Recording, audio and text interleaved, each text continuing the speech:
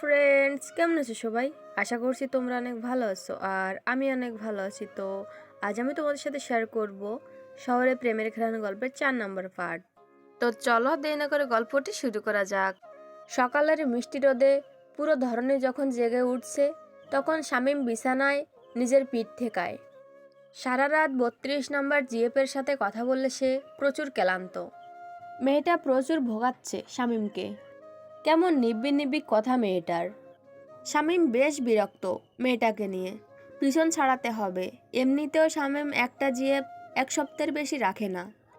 এই মেয়েটার সাথে সে 12 দিন কাটিয়ে ফেলেছে। আর নেওয়া যাচ্ছে না। আজ রাতে কথা বলতে বলতে শামীমের যখন খুব প্রস্রাবের চাপ পায় তখন সে তার জিএফের উদ্দেশ্যে বলে, বেবি ওয়াশরুম যাব, এসে কল করছি। তখনই নেকি মেয়েটা নেকা নেকাভাবে বলে ওঠে, যাও বাবু, সাবধানে যাবে। ওয়াশরুমে একা ফিল করলে আমায় কল করবে কিন্তু। আমি তোমাকে খুব মিস করব জান। শামীম কথাগুলি ভেবেই নাক মুখ কুঁচকে ফেলে। বালিশে মাথা রেখে বিড়বিড় করে বলে, শালি, সাদা পাটালি, জীবনটা আমার তেনা তেনা করে দিচ্ছে।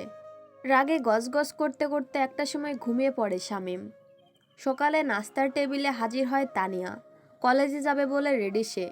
ব্যাগ টেবিলে রেখে ইয়াসিন খানের পাশে বসে।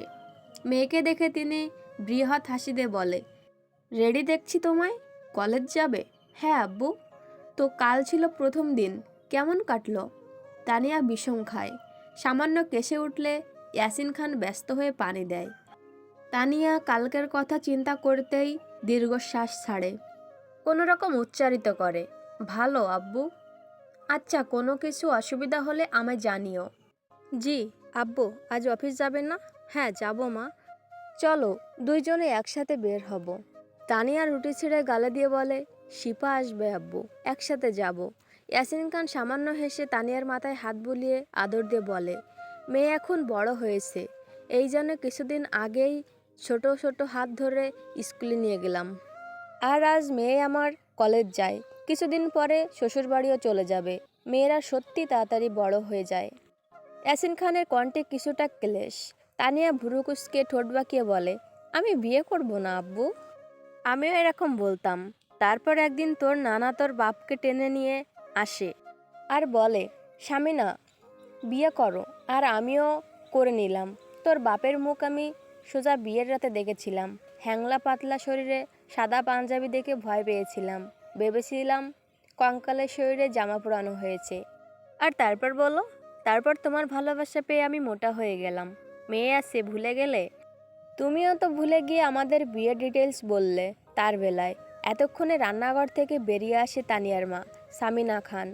স্বামীর কথায় সামান্য লজ্জা পেয়েছেন তিনি। তাই লজ্জা লুকানোর জন্য চোখে মুখে সামান্য রাগ ফুটিয়ে তোলার চেষ্টা করেন। শাড়ির আঁচল দ্বারা ঘামার্ত মুখ মুছে টেবিলে বসে থাকা বাপ মেয়ের দিকে তাকিয়ে বলে, খাওয়ার সময় এত কথা কিসের? আর তুই কি বলছিস, বিয়ে করবি না? তানিয়া অকপটে বলে, না। শামিনা খান আবারও রান্নাঘরের দিকে যেতে যেতে স্বামীর উদ্দেশ্যে বলে, এই যে বাড়ি ফেরার সময় 4 ফুট 11 ইঞ্চি একটা কাচের বয়ম এনো তো। তানিয়া এবং ইয়াসিন খান দুজনেই হতবাক হয়ে গেল। এত বড় বয়ম কি করবেন তিনি? ইয়াসিন খান ভুরু কুঁচকে অবাক স্বরে স্ত্রীর উদ্দেশ্যে বলে, এত বড় কাচের বয়ম কি করবে তুমি? তানিয়ার মা রান্নাঘর হতে সামান্য চিল্লিয়ে বলে, ও মা, শুনলে না তোমার মেয়ে কি বলল? বিয়ে করবে না, তাই সারা জীবনের মতো তাকে আমি আচার দেব। তার জন্য অত বড় বয়াম তো লাগবেই। তানিয়া গালাহা করে শোনে তার মায়ের কথা। এদিকে ইয়াসিন খান হো হো করে হেসে উঠল আপন সহধর্মিণীর কথায়। বউ পেয়েছেন তিনি ভাগ্য করে। তানিয়া দ্রুত খাওয়া শেষ করে বেরিয়ে যায় কলেজের জন্য। কলেজ জীবনের প্রথম, পরপর 2টা ক্লাস করে বেশ ক্লান্ত তানিয়া আর শিফা। অনেক এনজয় করে তারা। সাথে মিস করে তাদের 2 বান্ধবীকেও। খুব দ্রুত তারা 4জন একসাথে কলেজে আসবে এবং প্রচুর মজা করবে তারা। উপভোগ করবে কলেজ জীবন। ক্লাস শেষে তানিয়া আর শিফা দুইজনেই বেরিয়ে আসে। এদিকে শিফা বেশ ভয়ে আছে। ক্লাসরুম থেকে বেরিয়ে সচেতন নজরে আশেপাশে দেখছে সে, যেন খুবই গুরুত্বপূর্ণ কাউকে খুঁজছে, না হলে কাউকে দেখে এড়িয়ে চলতে চাইছে। তানিয়া তা লক্ষ্য করে বলে, ওই সেমড়ি, ওইভাবে কি দেখছিস? মনে হচ্ছে তুই চুরি করতে এসে ধরা খেয়েছিস। শিপা ঠোঁট কামড়িয়ে মুখটা কাচুমুচু করে বলল, ওই সামুদ্রিক দস্যু যদি আমাকে আবার দেখে ফেলে, তাই ভয় পাচ্ছি। সামুদ্রিক দস্যু? আরে কালকের সেই ছেলেটা। তানিয়া কিছু মনে পড়ার ভঙ্গিমা করলো, ঠোঁট গোল করে কিছু ভেবে অতঃপর শিপার হাত টানতে টানতে বলল, চল। কোথায়? প্রিন্সিপাল স্যারের অফিস রুমে। মনে নেই আমরা কমপ্লেন করব? শিপা লাফাতে লাফাতে বলে, আমি যাব না। আমায় খারাপ মেয়ে ভাববে স্যার। তানিয়া নাছোড়বান্দা। সে শিপাকে এক প্রকার টেনে টেনে নিয়ে গেল প্রিন্সিপাল স্যারের অফিস রুমের সামনে। তানিয়া আর শিপা একে অপরের হাত খামচে ধরে দাঁড়িয়ে আছে। একে অপরের মুখের দিকে তাকিয়ে বুক ভরে শ্বাস নিল তারা। অতঃপর তানিয়া সাহস জুগিয়ে শিপাকে নিয়ে অফিস ঘরের দরজার সামনে দাঁড়িয়ে সম্মানীয় স্বরে বলে, may we come in sir? পর্দার আড়ালে দুই মেয়ের অবয়ব বিশদ ভাবে বোঝা যাচ্ছে। প্রশ্নের খানিক পরেই ভেতর থেকে ভারী কণ্ঠে উত্তর এলো, ইয়েস কাম। গুটি গুটি পায়ে দুই বান্ধবী প্রবেশ করলো প্রিন্সিপাল স্যারের রুমে। মধ্যবয়স্ক একজন লোক বসে আছে টেবিলের ওই পারে। বয়স বাড়লেও ছাপ পড়েনি মানুষটির অবয়বে। টেবিলের এই পাশে ঠিক স্যারের মুখোমুখি বসে আছে দুজন ব্যক্তি। তারা নিজেদের মাঝে কি যেন বলছে। একজনের পরনে হালকা আকাশি রঙের পাঞ্জাবি, তো অপরজনের পরনে চেক শার্ট। তানিয়া আর শিপা সেদিকে বেশি লক্ষ্য না করে সিটে দাঁড়িয়ে রইল। স্যার কিছুক্ষণ তানিয়া আর শিপার দিকে তাকিয়ে থেকে বললেন, কিছু বলতে চাও? সাহসে তানিয়া বলে, জি স্যার। বলো। স্যারের কথায় তানিয়া কিছু বলতে যাবে, ঠিক তখনই শিপা বলে ওঠে, স্যার আমরা কমপ্লেন করতে চাই। কার নামে? স্যার একটা শিপা তার বাক্য সম্পূর্ণ করতে পারল না। তার আগেই স্যারের সামনে বসে থাকা দুজন পুরুষ পিছন ফিরে তাকায়। তানিয়া আর শিপা তো অবাকের শীর্ষে ওঠে। একেই বোধহয় বলে, যেখানে বাঘের ভয় সেখানেই সন্ধ্যা হয়। শিপা তার দিকে তাকিয়ে থাকা তীক্ষ্ণ এবং শান্ত দৃষ্টি নিক্ষেপকারী আরিশের দিকে তাকিয়ে শুকনো ঢোক গেলে। এদিকে তানিয়ার দিকে হায়নার নজরে তাকিয়ে আসে তাওসিন। মেয়েটাকে এইভাবে দেখবে সে কল্পনা করেনি। এটাই আসলে উম্মে তানিয়া, যে তার নামে পুলিশের কাছে নালিশটা জানিয়েছে, উপরন্তু তাকে অযথা থাপ্পড়ও মেরেছে। তাওসিন দেখে তানিয়াকে। চিকন দেহ, হলদে শুভ্র গায়ের রং, চোখের গড়ন সুন্দর। দেখলে 9-10-এ পড়া কোনো স্টুডেন্ট লাগবে। মুখের আদল প্রশংসনীয়। পরনে হালকা কমলা রঙের সালোয়ার কামিজ, ওড়নার স্থান মাথার উপর। তাওসিন লক্ষ্য করে তানিয়ার দৃষ্টিও তার দিকেই, কিন্তু সেই দৃষ্টিতে রয়েছে বিতৃষ্ণা, যা তাওসিন মেনে নিতে পারল না। তার দিকের প্রতিটা দৃষ্টি যেখানে মুগ্ধের হয়, সেখানে এমন চাহনি তাওসিনের জন্য অপমানজনক। আনিস শানিত চোখে পরখ করল শিপাকে। মায়াবী কিউট মেয়েটির ভীতু নজর আরিশকে অদ্ভুত অবলীবা প্রদান করে। সুন্দর শরীরে লং স্কার্ট এবং ফুল আস্টিন টপ পরনে, স্কার্ফ মাথার ওপর পেঁচানো। শিপার নার্ভাসনেস দেখে আরিশ মনে মনে হাসল। সে শিপার দিকে তাকিয়েই ভারী কণ্ঠে স্যারের উদ্দেশ্যে বলল, চাচু, ওনারা বোধহয় কোনো ছেলের বিষয়ে নালিশ জানাতে এসেছে, তাই না? শিপা ভারী নিঃশ্বাস ফেলে, একবার মাথা উপর নিচে করে তো একবার ডানে বামে নাড়ায়। অতঃপর আরিশের বলা চাচু বাক্যটি মাথায় আসতে তানিয়া এবং শিপা দুজনেই বিড়বিড় করে অবাক স্বরে বলে ওঠে, চাচু। আরিশ এবার গম্ভীর স্বরে বলে, কি হলো বলো? হ্যাঁ বলো, কি বলবে? বিনা দ্বিধায় বলো, ভয় পেও না। স্যারের কথায় তানিয়া গড়গড় করে বলে ওঠে, হ্যাঁ স্যার, আমরা বলতে চাই। স্যার আমরা বলতে চাই আপনাকে একদম কামাল স্যারের মতো দেখতে। শিপা ফটাফট কথাটি বলে ওঠে। এদিকে তানিয়া সহ রুমের সবাই হতবাক, কিন্তু আরিশ মজা নিল পুরোটা সময়। মেয়েটা অনন্য। তার বেফাস কথায় আরিশের মতো পূর্ণতাপ্রাপ্ত সৌম্য ব্যক্তিত্বের যুবককে কিভাবে কাবু করে নিল আল্লাহ জানে। এদিকে শিপা অপ্রস্তুত হয়ে পড়ল সবার সামনে। আমতা আমতা করে সামনের দেওয়ালের দিকে আঙুল ইশারা করে খুবই সিরিয়াস ভঙ্গিতে বলল, ওই দেখুন দেওয়ালের ঘড়ি, তাতে 1:12। শিপা কথাটি এতই গুরুতরভাবে বলল যেন খুবই বিসম্মিতমূলক কিছু রয়েছে দেওয়ালে। শিপার কথায় সবাই দেওয়ালের দিকে তাকালো, এমনকি আরিশও। এই সুযোগে শিপা তানিয়ার হাত ধরে ছুট লাগালো বাহিরের দিকে। একেবারে ক্যাম্পাসে এসে দাঁড়ালো দুজন। সমান্তলে হাঁপুড়ের মতো হাঁপাচ্ছে দুইজন। কোনো রকম শান্ত হয়ে তানিয়া শিবাকে জিজ্ঞাসা করলো, পাগল হয়ে গেছিলিস নাকি? কেন করলি অমন? শিবা মুখ ছোট করে বলল, যার নামে কমপ্লেন করবি সে নিজেই তো স্যারের মুখের সামনে বসেছিল। তানিয়া অবাক হয়ে বলল, কোনটা? চেক শার্ট পরা। তানিয়ার রুদ্ধশ্বাস ছাড়ে। ভাগ্যিস এই লাফাঙ্গা ছেলেটি নয়, না হলে শিপার জন্য আরও একটা থাপ্পড় খেতে হতো তার হাতে। কি দুষ্টু মেয়ে। প্রিন্সিপাল স্যারের কথার পরিবর্তে আরিশ সামান্য হাসল। পাশে তাকিয়ে তাহসিনের দিকে তাকাতে দেখলো ছেলেটা চল শক্ত করে রেখেছে। আরিশ ভুরু নাচিয়ে ফিসফিসিয়ে বলল, হোয়াট হ্যাপেন্ড? সেই মেয়েটা। আরিশ অবুঝ নয়। তাহসিনের একটা কথায় আন্দাজ করতে পারল কিছু, কিন্তু এখন প্রশ্ন হচ্ছে কোনটা। গম্ভীর স্বরে প্রশ্নটি করতে তাহসিন জবাব দিল, চুড়িদার পরা। আরিশ যেন হাঁপ ছাড়ে। যাক, মেয়েটা তার হামিং বার্ড নয়। আরিশ আর তাহসিন অফিস রুম থেকে বেরিয়ে এলো। তাহসিনকে নিয়ে সোজা ইউনিয়ন রুমে প্রবেশ করলো আরিশ। ছেলেটা ক্রোধে উন্মত্ত। আরিশ তার পাশে বসে ধীর কণ্ঠে বলে, কি করতে হবে? যেটা তুই চাস সেটাই হবে। তাহসিন চোখ বন্ধ করলো। তার চিত্ত হঠাৎ করেই অস্থির লাগছে। তানিয়ার সুচ্ছিরি চেহারা চক্ষুদ্বয়ের মাঝে ভেসে উঠতেই তাহসিন দিকহারা হলো। কাল পর্যন্ত যে রাগ নিয়ে তাহসিন নিজের অন্তরকে দগ্ধ করছিল, সেই দগ্ধের পীড়ন যেন উবে যেতে চাইছে।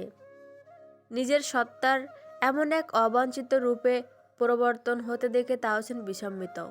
তার নিঃশ্বাস ভারী হয়ে আসছে ক্রমেই। ধড়ফড় করছে বুক। চোখের কোণ লাল হয়ে এলে তাহসিন অল্প স্বরে বলে, পানি দে। আরিশ দ্রুততার সঙ্গে পানি দেয় তাহসিনকে। তাহসিন নিজের পাঞ্জাবির পকেট হতে একটা ছোট ডাব্বা বের করে। তাহা হতে ওষুধ বের করে পানির সাথে পেটে চালান করে। কিছুক্ষণ পর তাহসিন একদম শান্ত হয়। আরিশের দিকে তাকিয়ে বলে, আরহামকে কল কর, অ্যাপয়েন্টমেন্ট নে। আরিশ কিছু সময় তাহসিনের একদিকে তাকিয়ে উঠে দাঁড়ায়। ফোন বের করে কাঙ্ক্ষিত মানুষের সাথে কথা বলে। অতঃপর পুনরায় তাহসিনের সামনে বসে। তীক্ষ্ণ কণ্ঠে শুধায়, মেডিসিন নিসনি কতদিন? তাহসিন চল শক্ত করে আরিশের দিকে তাকায়। তাহা দেখে আরিশ ফিসলে হেসে বলে, কি করবি? মারবি নাকি খুন করবি আমাকে? তাহসিন চোখ সরায়। গমগমে সুরে বলে, 1 সপ্তাহ। Don't treat me like I mad. পাগল আর অসুস্থতার মধ্যে পার্থক্য বুঝি আমি। আরিশ হাঁপ ছাড়ে। তাহসিন উঠে দাঁড়ায়। রুম থেকে বেরিয়ে যেতে যেতে বলে, দরকারে যাচ্ছি, এখানে কোনো রকম প্রবলেম হলে দেখে নিস। তানিয়া আর শিপা অটোতে উঠে বসলো। বেশ কিছুক্ষণ পর তারা এক হাসপাতালের সামনে থামে। অতঃপর ভাড়া মিটিয়ে দুজনেই বেরিয়ে আসে। তানিয়া ভেতরে প্রবেশ করার জন্য পা বাড়াতে আবার পিছন ফিরে শিপার দিকে তাকায়। ভুরুকুসকে জিজ্ঞাসা করে, তুই কি যাবি না? শিপা উদাস মুখে বলে, ভয় করে, ভেতরে যাব না। আমার দিক থেকে ওকে দুঃখ জানাস। তানিয়া ফুস করে শ্বাস ছেড়ে বলে, আচ্ছা, এখানেই দাঁড়াবি। নাচতে নাচতে এদিক ওদিক চলে যাবি না, আমি 15 মিনিটের মধ্যে আসছি। শিপা মাথা নাড়ায়। তানিয়া ভিতরে প্রবেশ করে। রিসেপশনিস্টের কাছে জিজ্ঞাসা করে পা বাড়ায় 2য় তলায়। সিঁড়ি ভেঙে 2য় তলার করিডোরের সামনে প্রবেশ করতে তানিয়া হতবাক হয়ে দাঁড়িয়ে রয় কিছু পল। তার কিছু সামনে এক ওয়ার্ড বয়কে বেদম পেটাচ্ছে তাহসিন। চোখে মুখে আক্রোশ, যেন উপসে পড়ছে। চাবালিতে শক্ত ঘুষির মারার সঙ্গে সঙ্গেই ওয়ার্ড বয়টি ফ্লোরে পড়ে যায়। অতঃপর তাহসিন হায়নার মতো ঝাঁপিয়ে পড়ে তার ওপর। কলার ধরে একের পর এক হাতে দৃঢ় মুঠো বসাতে থাকে ছেলেটির শরীরে। ছেলেটি গোংড়াচ্ছে, হাঁপাচ্ছে। 3জন মিলে তাহসিনকে সরিয়ে আনার চেষ্টা করলেও বিফলে যাচ্ছে। এদিকে তানিয়ার সর্বসত্তা কাঁপছে। হাত থেকে বোতল পড়ে কটু সুর তুলে খানিকটা। সেই আওয়াজেই তাহসিন লাল চোখে সামনের দিকে তাকায়। তানিয়ার অবয়ব দেখেই যেন নিবে আসে তাহসিন নামক পুরুষের ক্রোধ। তাহসিন সামান্য ক্ষান্ত হলে আশেপাশের মানুষ তাকে টেনে তুলে দাঁড় করায়, কিন্তু তাহসিনের আশেপাশের কোনো খেয়াল নেই। সে এক নজরে তানিয়াকে দেখে চলেছে, যেন কিছু খুঁজছে তানিয়ার মধ্যে। এদিকে মার খেয়ে ব্যথায় জর্জরিত ওয়ার্ড বয়টিকে টেনে সকলে নিয়ে যায় সেখান হতে। তাহসিন ভারী একটি নিঃশ্বাস নিচ্ছে। চুল সামান্য এলোমেলো হয়ে আছে। তানিয়া ফ্লোর থেকে বোতল তুলে ধীর পায়ে হেঁটে তাহসিনের সামনে দাঁড়ায়। কিছুক্ষণ চেয়ে থাকে, তাচ্ছিল্য কণ্ঠে বলে, সব জায়গায় নিজের গুন্ডামি দেখানোর কি খুব প্রয়োজন? আচ্ছা, আপনি কিভাবে যে কলেজে রাজনৈতিক ছাত্র ইউনিয়নের মুখ্য নেতা হলেন কে জানে। আমার তো যথেষ্ট সন্দেহ আছে যে এই রকমের গুন্ডামি করেই হয়তো এই পদ পেয়েছেন। তাহসিনের মস্তিষ্কে নিউরন ধপধপ করছে, হাতের মুঠো শক্ত হয়ে তার তার ঘোলাটে আঁখি সীমাবদ্ধ তানিয়ার পানে। রাগে কিছুক্ষণ আগে নিয়ন্ত্রণ হারিয়ে ফেলা মানুষটি এখন কত সহজে তার সামনে দাঁড়িয়ে থাকা ছোট্ট মেয়ের প্রতিটা তিক্ত কথা হজম করছে। তানিয়া আরও বলে, হিট অ্যান্ড রান কেস আপনার উপর, আর আপনি বুক ফুলে ঘুরে বেড়াচ্ছেন। সত্যি অবাক আমি, এই শহরের বিত্তশীলরা সব কিনে নিতে পারে। বড়লোক বাবার বিগড়ে যাওয়ার সন্তান আপনি। তানিয়া একটু থেকে চোখ ছোট ছোট করে ভুরু কুঁচকে নিজের তর্জনী আঙুল তাহসিনের দিকে উঁচিয়ে বলে, আপনি নিজেকে নিজে কি ভাবি তাই তো? এই প্রশ্নের উত্তর একটু আগেই তো তুমি দিলে। তাহসিনের কথায় ভরকে যায় তানিয়া। এই প্রথম সামনের মানুষটির গলার আওয়াজ শুনল, অত্যাধিক ভারী এবং আকর্ষণীয় কণ্ঠ তার। তাহসিন নিজের জিন্সের দুই পকেটে হাত ঢুকিয়ে ঘাড় বাঁকিয়ে তানিয়ার দিকে সামান্য ঝুঁকে আসে। চোখে চোখ রাখে, আবারও বলে ওঠে, এই বড়লোক বাপের বিগড়ে যাওয়া সন্তান অনেক কিছু করতে পারে, তাই সাবধানে। আসলে শিক্ষার ত্রুটি তো, তাই আজ এমন। না হলে অনেকদিন আগেই সন্ন্যাসী হয়ে বনে চলে যেতাম। তানিয়া অবাক হয়ে শোনে পুরো কথা। এরই মাঝে তাহসিনের কল আসে। শটান হয়ে দাঁড়িয়ে ফোন রিসিভ করে কানে দিতেই শুনতে পায় তার ছেলেপেলেদের মধ্যে এক ছেলে আনিসের কণ্ঠ। ভাই, শুনলাম ঝামেলা করেছেন হাসপাতালে। খবরটা তো ছড়িয়ে পড়ল। তাহসিনের চোখ মুখের আদল পরিবর্তন হলো। সামান্য চিৎকার করে বলে উঠল, ওকে আমি জানে মারিনি, তার শুকরিয়া আদায় কর। জানিস বাস্টারটা কি করেছে? পরের কথাগুলি না বলে তাহসিন এক পলক তানিয়ার দিকে তাকিয়ে হনহন করে হেঁটে বেরিয়ে যায় সেখান থেকে। তানিয়া এখনও দাঁড়িয়ে মূর্তির মতো। পর মুহূর্তে নিজেকে সংযত করে পাশের কেবিনে ঢোকে। পরপর অনেকগুলি বেড, মাঝের বেডে শুয়ে আছে সেই ছোট্ট ফুলি, মাথায় হাতে হাঁটু ব্যান্ডেজে মোড়ানো। তানি স্মিথ হেসে ফুলির মাথার কাছে দাঁড়াতে মেয়েটির চোখ তুলে তাকায়। তানিয়াকে দেখেই থেকে খুশি হয়ে বলে ওঠে, আফা তুমি? অনেক দুঃখিত বনু, কাল আসতে পারিনি। তোমার শরীর কেমন আছে? অনেক ব্যথা করে মাথা হাতে পায়ে, কিন্তু আমি ঠিক আছি। সবাই অনেক যত্ন নেয় আমার। তানিয়া ফুলির গালে হাত বুলিয়ে আদর দিয়ে তার মায়ের দিকে তাকিয়ে বলে, কোনো রকমের অসুবিধা হচ্ছে? আমি বলতে পারেন, আমি আমার সাধ্যমতো চেষ্টা করব। ফুলির মা অসুস্থ হাসি হেসে বলে, না, কোনো অসুবিধা হচ্ছে না। আজকে এক সাহেব এসে আমাদের বেশ কিছু টাকা দিয়ে যায়, আরও অনেক খাবারও কিনে দিয়ে যায়। হাসপাতালের টাকাও তিনি পরিশোধ করে দিয়েছে, অসুবিধা হবে না।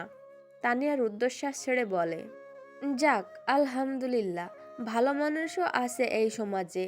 তানিয়ার কিছুক্ষণ পর বেরিয়ে আসে সেখান থেকে। মেয়েটা একটু হলেও সুস্থ আছে, আর কি চাই। রোদের বিষাক্ত তাপ হতে বেঁচে থাকতে ওড়না তুলে মাথায় দেয় দিয়া।